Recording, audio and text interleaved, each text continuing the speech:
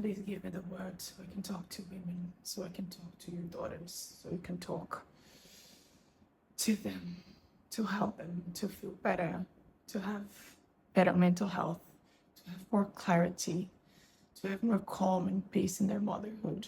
In the name of Jesus, I pray. May this prayer, Lord, go to you as a fragrant offering. Amen.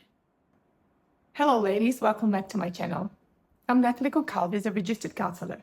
In today's video, we'll be discussing the second chapter of the series, The Burnout Mother. Today's video is about managing expectations in motherhood.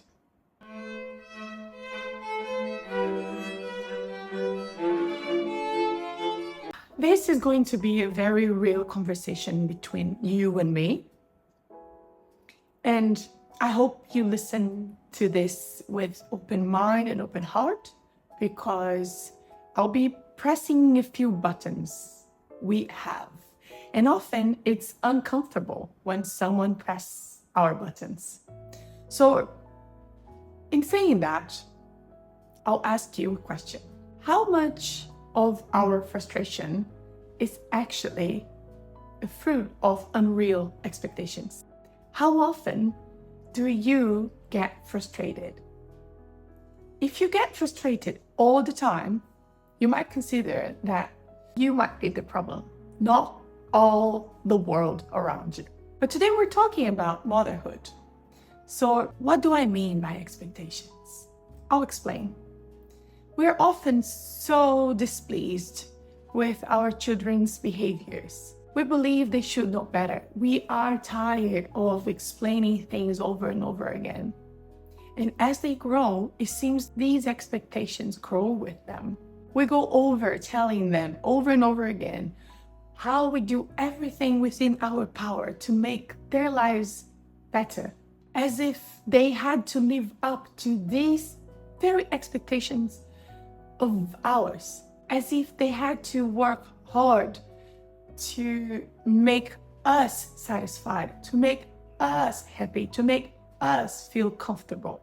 Expectations often imprison people we love around us, because what expectation is the belief we create in our minds regarding to what other person or should be doing. But we can't forget expectation live in our own minds. It's our own belief. It does not convey reality. And with our children in particular, we imprison them in this little box where they should know better. Today, they're gonna get to school on time. Today, they're gonna get out of bed quicker. Today, they will know they have to brush their teeth and go to bed because we established this routine. What we don't understand is that for children, perspective is something that it's been built. Their prefrontal cortex, it's being developed. And it doesn't finish until they're 25 years old. And much of our frustration with our children comes from these little moments during the day. They don't stop because we want them to be like little robots, listen to us immediately without thinking with their own minds, without considering they're doing the best they can with the best of their own abilities. And don't get me wrong, I feel you. I have the same battle over and over again here in my home with my children. And we might end up saying not very helpful things or getting angry or something like that. Not understanding that they're doing the best they can with the best of their abilities. What we do is to create in our mind this belief they should be the person we want them to be, as opposed to the person they are. We believe in our minds they should be doing and being what we want them to be, the way we want them to be, as opposed to being their own person, having their own minds and their own thoughts. And that goes against our expectations and makes us feel so frustrated and angry, sometimes even doubting our own capacities as mothers, creating this whole unhelpful mindset in our minds and this bad energy in our homes. Unconsciously, we're telling our children they're not good enough. Because if we are frustrated all the time, It might mean they're not good enough. We create in our mind this space where we say, you should know this by now. I've taught you that many times. I know, mother, you are exhausted of repeating yourself over and over again. And that creates this sense of never-ending negative emotions.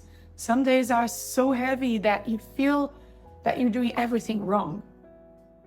But when we analyze our expectations and we understand that expectations, they do not convey reality, we begin to understand how to navigate these turbulent waters, these stormy waters. When we think in reverse, when we think about ourselves and all the things we did not manage to do the way we intended to, should we condemn ourselves? Should we get angry at ourselves? Or perhaps should we bring to mind that we have done the best we could at that given moment? In asking you this question, can I ask you one more? How about we believe they are too doing the best they can with the best of their abilities? I know it's really hard to believe that when you are in the middle of your frustration, when you're late for school because your kids, they didn't collaborate, or you're overwhelmed by all the mess in your home because you didn't put all their things away. But bear with me in this video.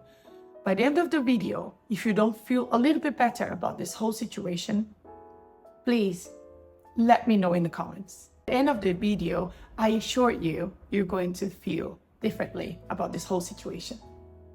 So my next topic is motherhood and expectations. As a clinician, I'd say to my clients, lower your expectations or don't have any expectations at all. But asking this to a mother might not be as easy, and I'll explain why. Expectations intertwined with hope, optimism. Don't we hope our kids can do better? Don't we trust they will take that opportunity to do the right thing, to make the right choices? That time they will put their toys away after playing. That day they will go to take a shower with no struggles, no battles. That day, bedtime will be pleasant. Isn't it the mom's job to hope for the best, to do the best we can, to provide our kids with the tools to be a good person, to make good choices, and to hope that when the time comes, they will use it? So how can I ask a mother not to expect anything from their own children, from the people they are doing the best they can to educate? It's not reasonable, isn't it? So how can I ask you, mother, not to have expectation about your little ones? In our minds, no matter how old they are, they're always going to be our babies. It won't work. I can't do that to you and to myself. It's our job to hope for the best. It is our job to expect they have learned, to expect that all the seeds we have planted will grow. But here's the catch. We don't own the timing of this flourishing, of this blooming. What do we do then to adjust expectations in a way that makes sense to us as mothers? I have two suggestions, and it really works, I assure you. The first one is to be present. The second is to believe they're doing the best they can. I will explain now. Bear with me. When we are present in the here and now in the situation, let me invite you to imagine a scenario where you find yourself, where you resonate. Imagine this is the morning routine and you're getting ready for work and you're helping your kids to get ready for school. When you're there in the room, many things might be happening. And as you see the time passes by, you might get a little anxious, and you see the kids are not collaborating, and you get more anxious, and you start to get irritated, and you start to get all around the place. Because in my mind, where you are is at the gate of the school, or you're late for work, or that domino effect throughout your day in case you get late because they're not collaborating here. And that will create in you a sense of hurry, anxiety, irritation. Your stress levels will be skyrocketing right now, and the whole experience will blow up. So instead of allowing yourself to go all the way to the point where all of your day is ruined because the kids were not collaborating in the morning, try to pick yourself up from this imaginary future and bring to the present moment where life is happening, where your kids are getting ready, where you are. So try to be present in that room. Try to be present in your own body. Feel your feet on the floor. Listen to their little voices. Look at their little faces. Try to activate your senses to be present fully, mindfully. That alone will allow you to feel at peace, to have more control over the situation, to be more of help for your children. Because we know our kids, they don't articulate words, they don't know what they need. So we need to be fully mindful. We need to be fully attentive to them so we can help them. And as a result of being present, we'll have the sense of calm, this sense of trust, and the whole experience will be more full, if you know what I mean. You'll be there, fully present. The very first thing I will suggest is to be present.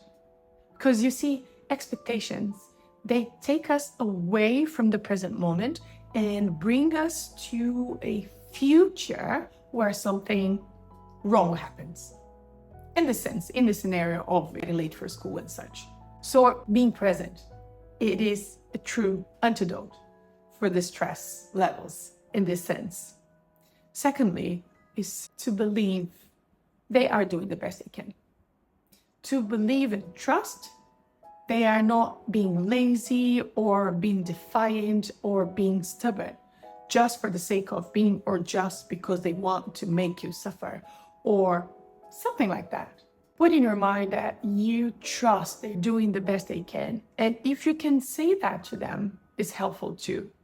Something like, you're doing the best you can, but I need you to go quicker. I need you to listen to mommy's voice. Kids often get distracted. They don't have the perspective all the time. So helping them to trust they're doing the best they can and allowing them to try with your trust will be helpful for both you and your children. And that brings a lot of compassion towards the situation, empathy towards the limitations of that person in front of you, your kid. And remember, you also are a person, and bringing compassion to what you feel in that moment is also important. Because no matter what we do, some days, yes, we're going to be late. Some days, things will not happen the way we expected, and that's okay. So this is the video today.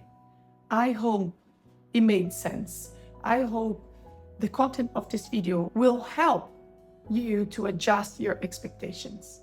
I gave you this little example of getting ready for school, but that's for everything really.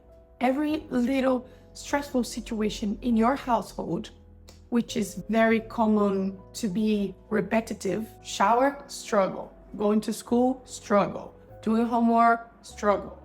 And dinner, struggle. These little situations, when they pile up, makes us feel like a failure if we don't start adjusting the expectations and seeing the situation as it is, as opposed to what we expect it to be. I will see you next time for our final video. That will be about stopping the comparison cycle once and for all, in order to avoid burnout in motherhood. Thank you for watching. I'll see you next time. Ciao.